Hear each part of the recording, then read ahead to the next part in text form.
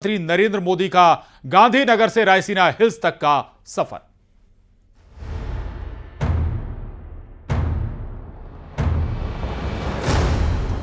आज देश निराशा के अंधकार से निकलकर विश्वास के उजाले में तिरंगा फहरा रहा है। 140 करोड़ भारतीय मिलकर अपने देश को विकसित भारत बनाने के लिए जी जान से जुटे हैं।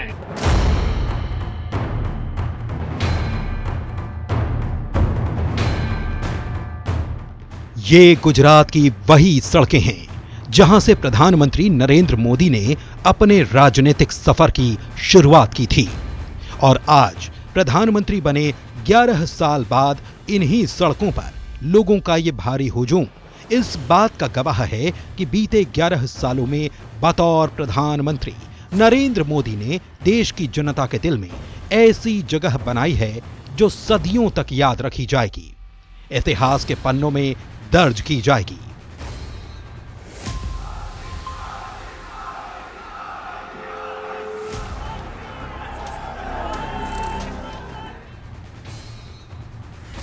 मोदी सरकार के 11 साल पूरे होने के मौके पर पीएम मोदी गुजरात के दौरे पर थे। वही गुजरात जहां से नरेंद्र मोदी ने अपने राजनीतिक सफर को तय किया था। गुजरात में ताबड़तोड़ रोड शो, लोगों का उमड़ा हुजूम, साथ में चलने के लिए लालायत हर एक इंसान इस बात का सबूत था कि गुजरात की जनता का भरोसा आज भी बरकरार है।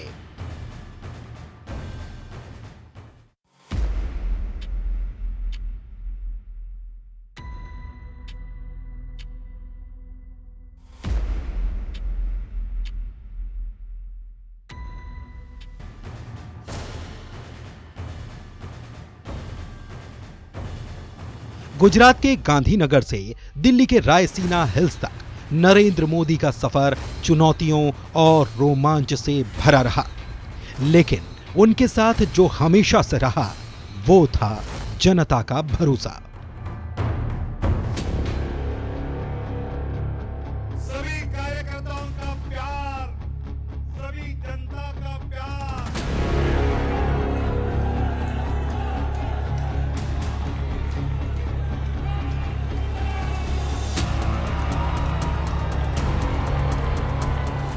भारत माता की जय जगन्नाथ।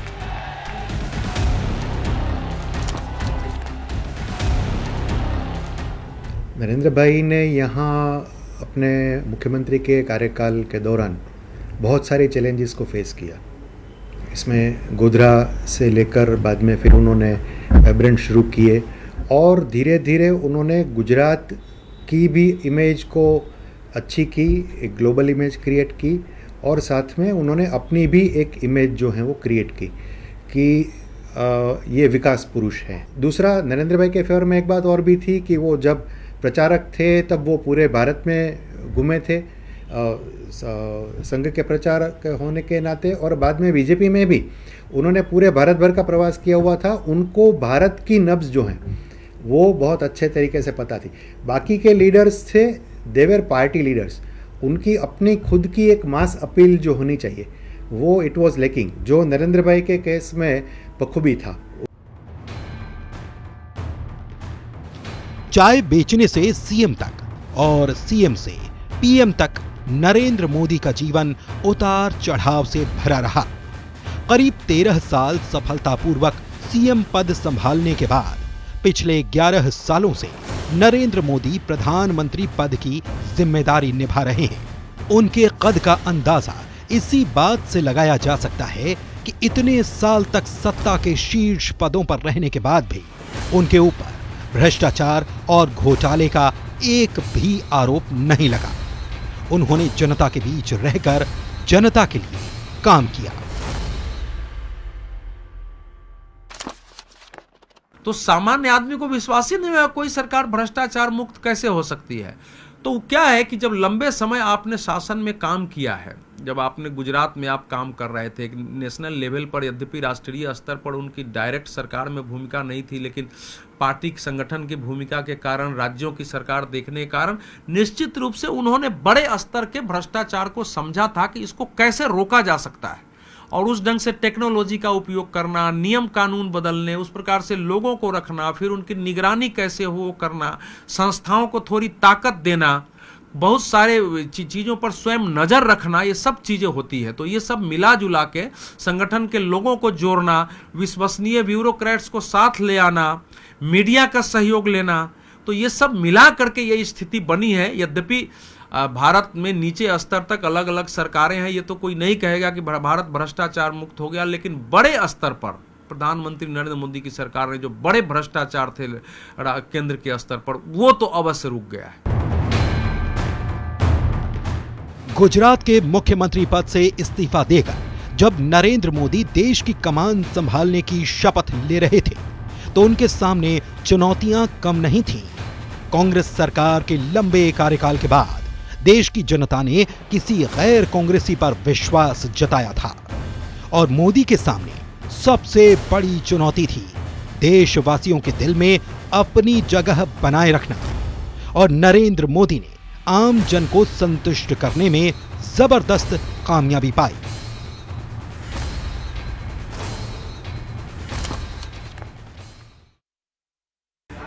प्रधानमंत्री जी तो बहुत अच्छा काम कर रहे हैं देश के लिए भी, और जो भी अभी उन्होंने ये जो स्ट्राइक की है पाकिस्तान पर, वो भी एक जायज़ है, सही है, क्योंकि ये मानने वाले नहीं हैं।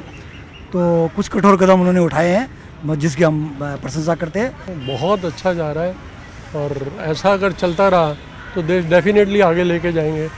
प्राइम मिनिस्टर के ऊपर तो पूरा भरोसा है। तो ऐसा लगता है देश सुरक्षित है सब, और अच्छा सिंदूर जो अभी स्ट्राइक हुई, हाँ ऑपरेशन हुआ था, वो अच्छा है।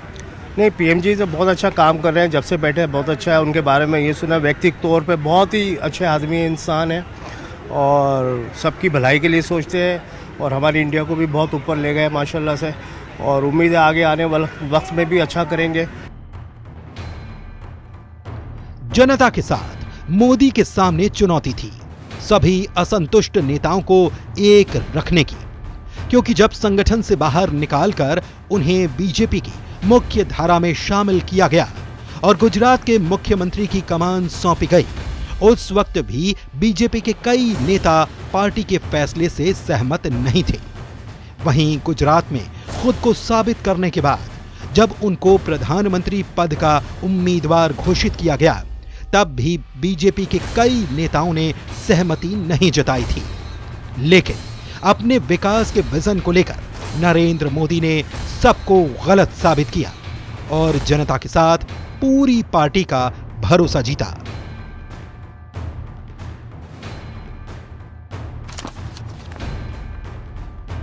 देखिए, जब कोई व्यक्ति प्रधानमंत्री पद का दावेदार होता है तो उसको खींचने वाले बाहर ही नहीं, पार्टी के भीतर भी होते हैं। और हम लोगों ने देखा कि किस तरह से जब प्रधानमंत्री की दावेदारी में नरेंद्र मोदी अपनी पार्टी में उभर रहे थे, तो बहुत सारे वरिष्ठ नेता थे जो कोप भवन में भी चले गए थे। लाल कृष्ण आडवाणी उनमें से एक थे, मुरली मनोहर जोशी उनमें से एक थे, सुषमा स्वराज नहीं रही हैं, लेकिन वो भी उनके साथ नहीं थी। लेकिन धीरे धीरे जब प्रधानमंत्री के रूप में उन्होंने अपने आप को साबित किया और साबित ये किया कि लोगों का लोकप्रियता, लोगों का भरोसा जीता, तो पार्टी के भीतर भी विरोध के स्वर खत्म होते चले गए और उनको लगा कि अगर कोई व्यक्ति, कोई नेता हमको सत्ता में दिला सकता है और बार बार हमको इस सत्ता की सीढ़ी पर ला सकता है, तो वो प्रधानमंत्री नरेंद्र। और 2047 तक भारत को विकसित देशों की लिस्ट में शामिल करने के प्रधानमंत्री मोदी के विजन ने ये सभी चुनौतियां छोटी साबित कर दी और उनके नाम दर्ज करवा दिए गए। कई बड़ी उपलब्धियां भी उनके नाम दर्ज हो गई, जिसने उनका नाम शामिल करवा दिया इतिहास के स्वर्णिम पन्नों पर।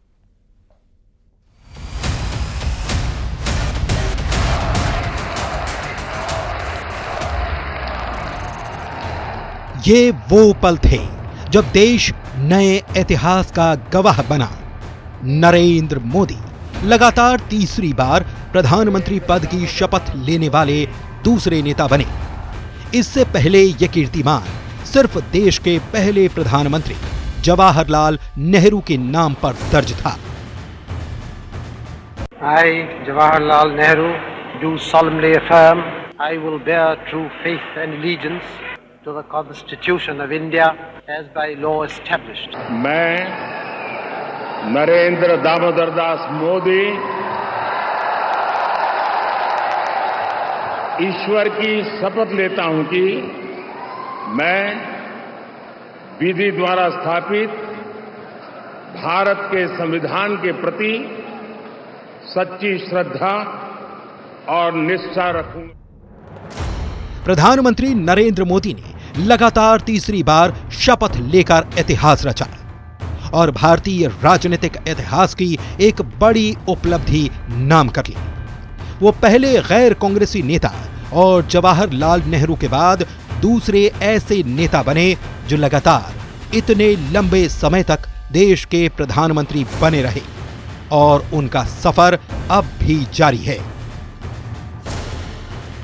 जवाहरलाल नेहरू के समय तो दूसरी पार्टी नहीं थी, वो तो स्वतंत्रता के बाद एक माहौल था, कांग्रेसी पार्टी थी, तो उसमें तो जो भी प्रधानमंत्री जिसको भी पार्टी नियुक्त करती, पार्टी मनोनीत करती, उसको बहुमत मिलना ही था। 2 चुनाव तक तो कोई विरोधी नहीं था उनको लेने के बाद। समस्या तो 1967 के बाद शुरू हुई है, जब इंदिरा जी प्रधानमंत्री बनी है, उसके बाद शुरू हुई है। ये बात सही है कि अटल बिहारी वाजपेयी पहले ऐसे प्रधानमंत्री थे जिन्होंने अपना कार्यकाल पूरा किया, हालांकि उन्होंने स्वयं त्यागपत्र देकर चुनाव कराया, अन्यथा वो पूरा कार्यकाल ही माना जाएगा। उसके बाद नरेंद्र मोदी आए तो 10-11 साल हो गए और पता नहीं अगर ये प्रधानमंत्री रहते हैं तो पता चला कि ये 15 साल भी क्रॉस करके 20वें साल भी जा सकते हैं। स्वागत है भाई, स्वागत है। स्वतंत्र भारत में वे पहले गैर कांग्रेसी प्रधानमंत्री हैं जो लगातार 3 कार्यकाल में पीएम बने हैं। भारत के प्रधानमंत्री के तौर पर नरेंद्र मोदी ने आम जन को संतुष्ट करने में जबरदस्त सफलता पाई है। वो चाहे चुनावी वादों को समय सीमा के अंदर प्रभावी तरीके से पूरा करने की बात हो या फिर कोविड-19 महामारी जैसी अप्रत्याशित आपदा से निपटने की, पीएम मोदी के फैसलों ने देश और देशवासियों के प्रति उनकी निष्ठा और भावना को और मजबूत किया। विकसित और आत्मनिर्भर भारत बनाने, कोरोना महामारी से प्रभावित वंचित तबके के करोड़ों लोगों को मुफ्त अनाज मुहैया कराने से लेकर वास्तविक नियंत्रण रेखा यानी LAC पर चीन को उसी की भाषा में जवाब देने और श्रम एवं कृषि क्षेत्र के लंबित सुधारों को अंजाम तक पहुंचाने तक मोदी ने कई कड़े और बड़े साहसिक कदम उठाए हैं।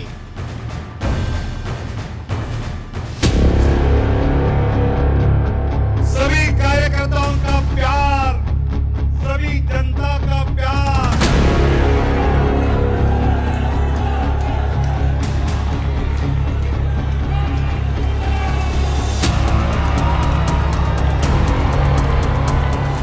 भारत माता की जय जगन्नाथ।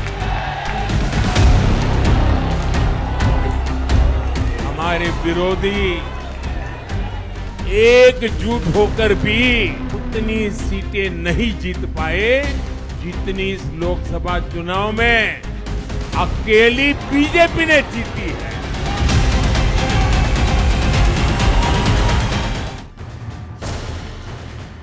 नेहरू 1947 से 1964 तक पीएम रहे। 27 मई 1964 को उनका निधन हुआ।